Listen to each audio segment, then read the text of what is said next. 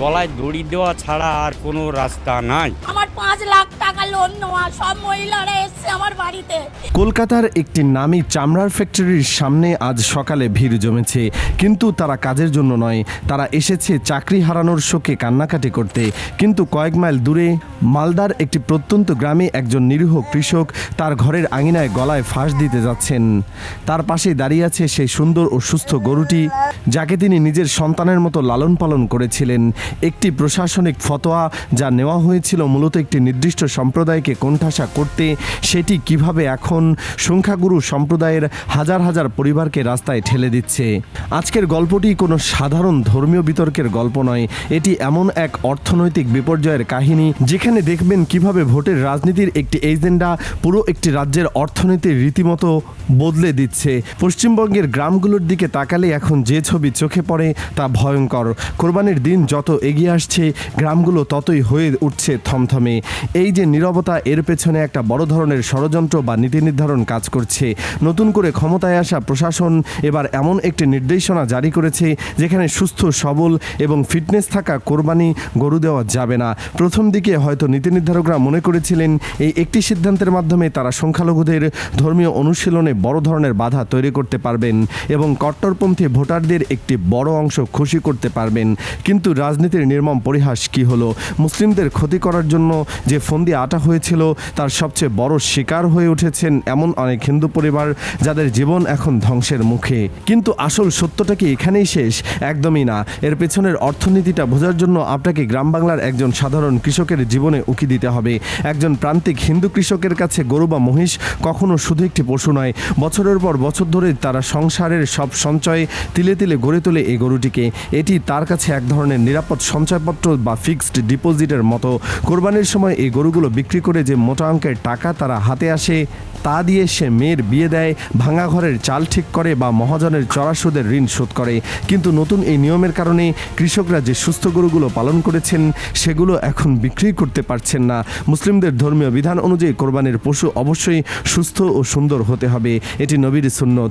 সুস্থ গরু বিক্রি বন্ধ হওয়ার অর্থ হলো কৃষকের সেই জমানো পুঁজিটা এখন একেবারে আটকে গেছে। এরপর শুরু হয়েছে গলায় ফাঁসের মতো পরিস্থিতি। অনেকেই তো ব্যাংক বা এনজিওর কাছ থেকে লাখ লাখ টাকা লোন নিয়ে এই গরুগুলো লালন পালন করেছেন। এখন গরু বিক্রি না হয় ঋণ শোধ দেওয়ার আর কোনো রাস্তা দেখছেন না তারা। এই হতাশা থেকে অনেকে বেছে নিচ্ছেন আত্মহত্যার মতো করুণ পথ। এরা কেউ ধর্মের জন্য মারা যাচ্ছেন না, তারা মারা যাচ্ছেন চরম অর্থনৈতিক বঞ্চনার কারণে। এখন ভাবুন তো, একটি রাজ্যের পশুর বাজার যখন এভাবে পুরোপুরি মুখ থুবড়ে পড়ে তখন সেই সুর কেবল কৃষকের ঘরেই কি শেষ হয়?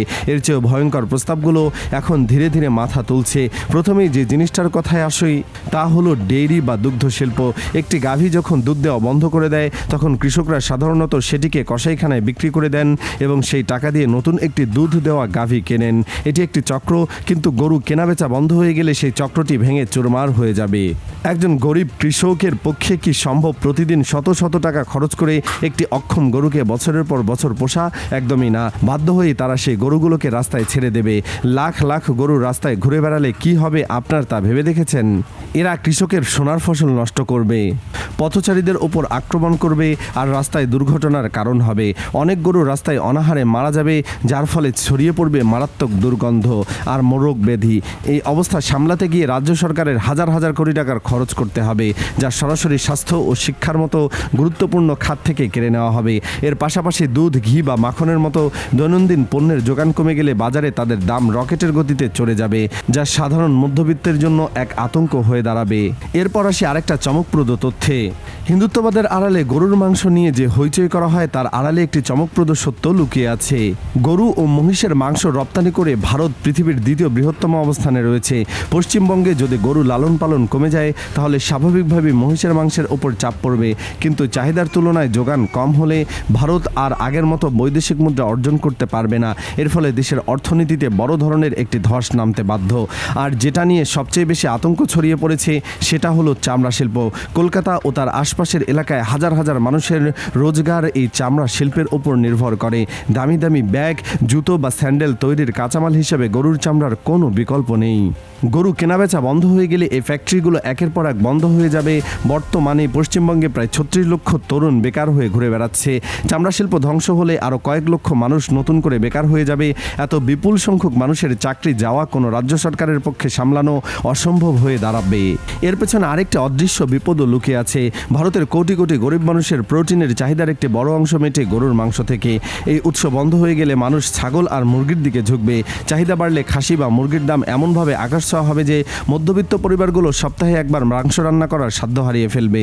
গরিব মানুষের তো কথাই নেই। দীর্ঘমেয়াদে এর ফলে পুরো রাজ্যে চরম পুষ্টিহীনতা দেখা দেবে, যার প্রভাব পড়বে আগামী প্রজন্মের শারীরিক গঠনের ওপর। এখন চলুন সবচেয়ে বড় প্রশ্নটার দিকে যাই। যারা এই নিয়ম করেছেন তারা কি ভয়ঙ্কর অর্থনৈতিক পরিণতি বুঝতে পারেননি, নাকি তারা ভেবেছিলেন ধর্মের নামে যা করা হচ্ছে মানুষ তা গিলে নেবে? অর্থনীতি কখনো কারো ধর্ম বোঝে না, এটি নিজস্ব নিয়মে চলে। এখন যে পরিস্থিতি তৈরি হয়েছে তাতে নীতি নির্ধারকদের ঘাড়ে পাহাড় সমান চাপ চাপা পড়তে শুরু করেছে। একদিকে লাখ লাখ কৃষকের ঋণের বোঝা যা সরকারকেই কোনো না কোনোভাবে বহন করতে হবে, অন্যদিকে বিক্ষুব্ধ হয়ে উঠেছে সেই সম্প্রদায়ও যারা ধর্মীয় অনুশীলনে বাধা দেওয়া হয়েছে।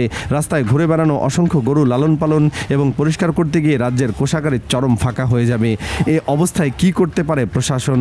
যে সম্প্রদায়কে কোণঠাসা করতে এই খেলায় মাঠে নামা হয়েছিল আজ তাদেরই পাশে দাঁড়ানো ছাড়া আর কোনো রাস্তা অবশিষ্ট নেই।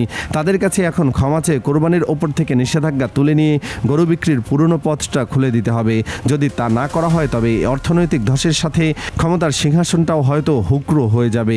এই পুরো ঘটনায় আমাদের একটি বড় শিক্ষা দেয়। রাজনৈতিক স্বার্থ হাসিল করার জন্য যদি কেউ অর্থনীতির মূল ভিত্তিকে নাড়িয়ে দেয় তবে সেই ধ্বংসের ছোঁয়া শুধু একটি সম্প্রদায়ের উপর নয়, বরং পুরো রাজ্যের সাধারণ মানুষের উপর এসে পড়ে।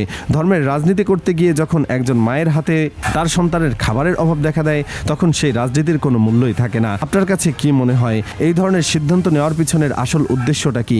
এবং যারা নিজেদের ভোট ব্যাংক বাড়ানোর জন্য এই ধরনের খেলায় মেতে ওঠে তাদের কি শেষ পর্যন্ত জনগণ ক্ষমা করবে?